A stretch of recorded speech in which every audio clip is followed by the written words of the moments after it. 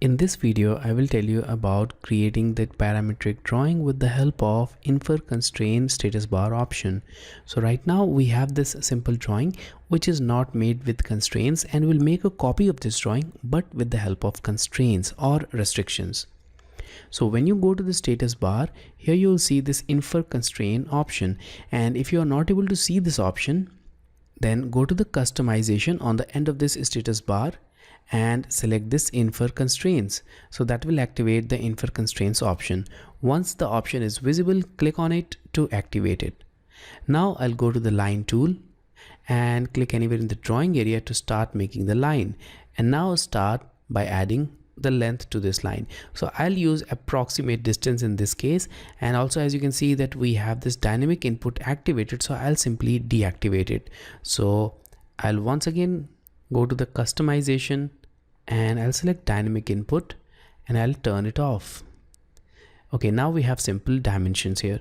So I'll click here, and as soon as I click here, you'll notice this small box. So that's an automatic constraint which is applied because Infer constraint option is active. Now I'll move here, and once again a new constraint has been applied. Now I'll click somewhere over here, again a new constraint, click here, and you'll notice that new constraints are automatically applied in all of these cases, and I'll join it with the initial point, and now I'll press enter. So now we have these constraints applied on different points. All of these constraints have their specific purposes. For example, when I go to the first one, which is the horizontal constraint, its purpose is to keep this line always horizontal. So in this case, no matter how you change the grip, the line will always remain horizontal. And in order to show it clearly, I'll make a simple geometry, a simple line. And once again, we have the horizontal constraint here. Now as the constraint is applied, when you select the line and you try to change it, you'll notice that you won't be able to do so. Even when the position of line changes, it will always remain horizontal. Now similarly, we have the second constraint which is perpendicular.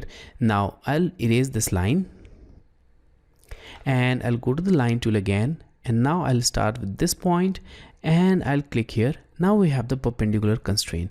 Now this constraint has been applied in between this line and this line, and in this case both of them will always remain perpendicular no matter what. So I'll select it and I'll try to rotate it, and when I do so, you'll notice that it will move but it will not rotate, and it will also not change its position. So although the length will change and all the other geometries will change in this case, but you'll notice that the relationship or the constraint which has been applied to these geometries will always remain maintained.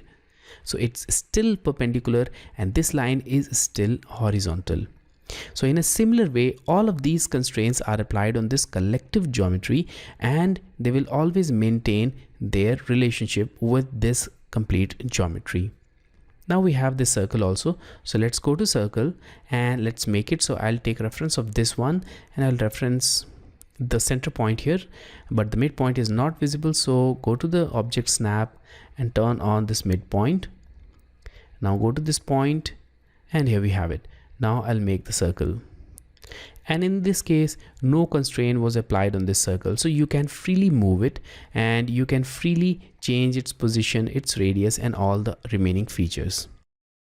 In order to control the constraints which are applied, you can go to Infer constraint settings. So right click on the Infer constraint and go to this Infer constraint setting. Now you'll see all the constraints that are applied currently on the geometry. So depending upon the type of geometry and the type of relationship between the mating geometries, these constraints are applied. Now if you don't want a particular type of constraint to be applied, you can simply uncheck it. For example, here I have unchecked this horizontal, and now if you select this Infer constraint and if you try to apply it on a geometry, it won't be applied. Now we have a horizontal line but the constraint is not applied.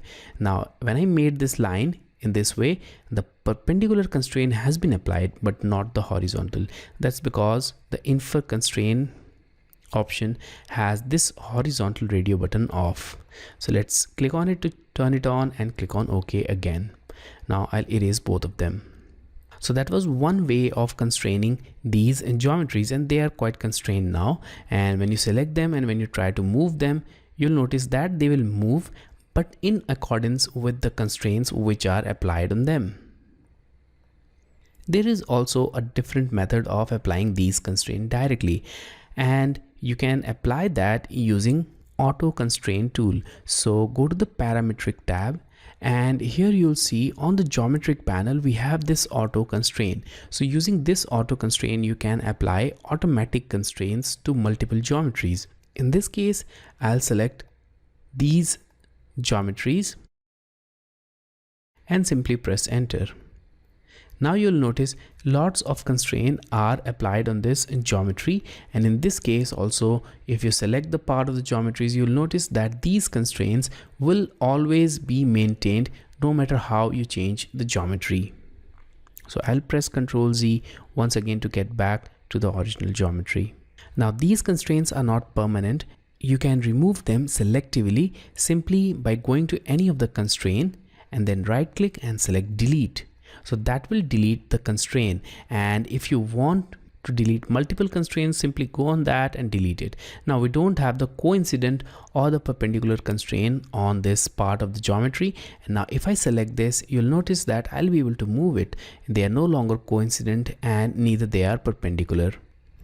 Also, when you go to any of these constraints, you'll see this small cross mark. So that will simply hide the constraint and it will not remove the constraint. So now here, both of the constraints are hidden, the coincident as well as the perpendicular. But in this case, the relationship is still maintained. So if I click on that, you'll notice that still the relationship has been maintained. It's still perpendicular and coincident. So let's press Ctrl Z a couple of times. And now if you want to remove constraints on lots of geometries, instead of selecting them one by one, you can use this delete constraints tool. So select the delete constraint and now select the complete part of geometry from where you want to remove these constraints.